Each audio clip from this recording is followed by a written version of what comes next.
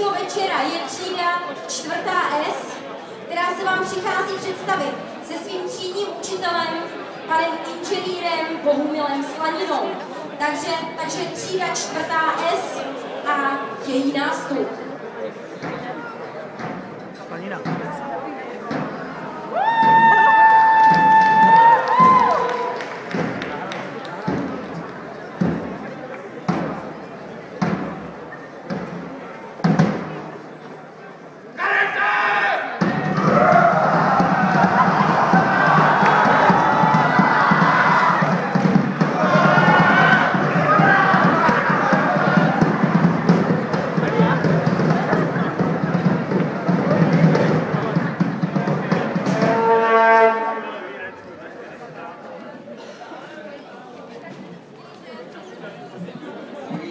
Velkolepou úžasného krále Slejmána, všechno milého pána a tak dále, hurá lemra.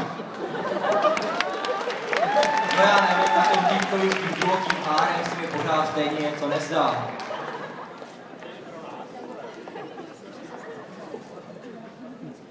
Co to je? Odkud pas nevíš, že si hoří?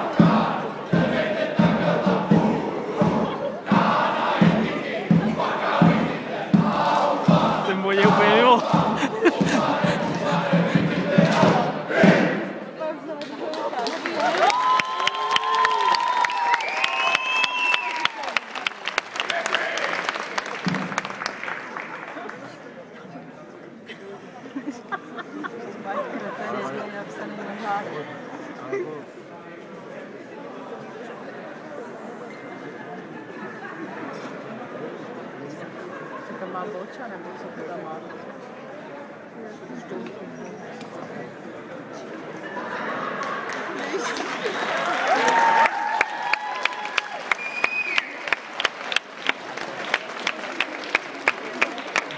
Wow, takže to je 4. S, druhý maturitní ročník. Já myslím, že jsem to úplně neodhadla s tím, že jsem řekla, že se nám představí při svém nástupu. Byl to náběh, ale myslím, že fantastický. A v tuto chvíli už můžeme pomalu, ale jistě, až se nám náčelník připraví, přistoupit k samotnému šerpování. Dámy a pánové, dovolte mi prosím představit vám prvního maturanta třídy 4. S, kterým je Jiří Benč.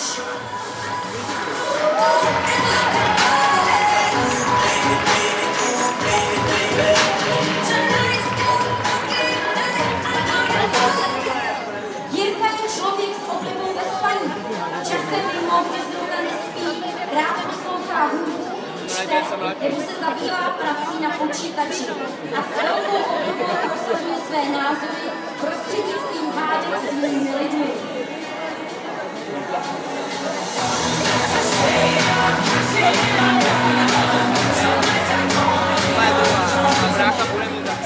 Druhým maturantem je Pavel Tyčovský.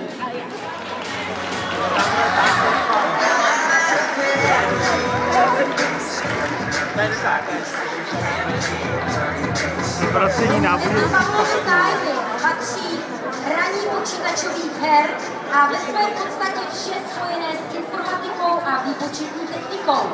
Rád se také zabývá vyvracením náboženských faktů a existencí božstev všeho druhu.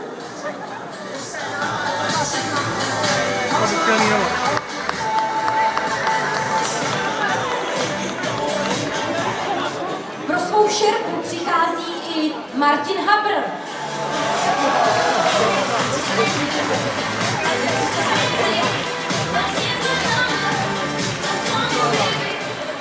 Martin ve svém volném čase rád sportuje. Pravidelně se účastní silničních běhů na dlouhé vzdálenosti. Věnuje se také sklení elektronických zařízení a zajímá se o práci s elektronikou.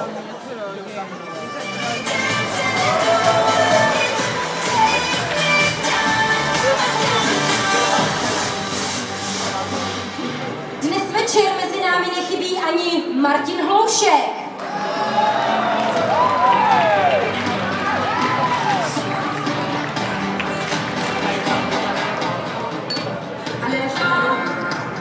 Martin se s velkou oblibou věnuje sportům a všemu kolem nich. Jeho vášní je workout a fotbal. Dále také nepohrdne časem stráveným se svými přáteli a rodinou.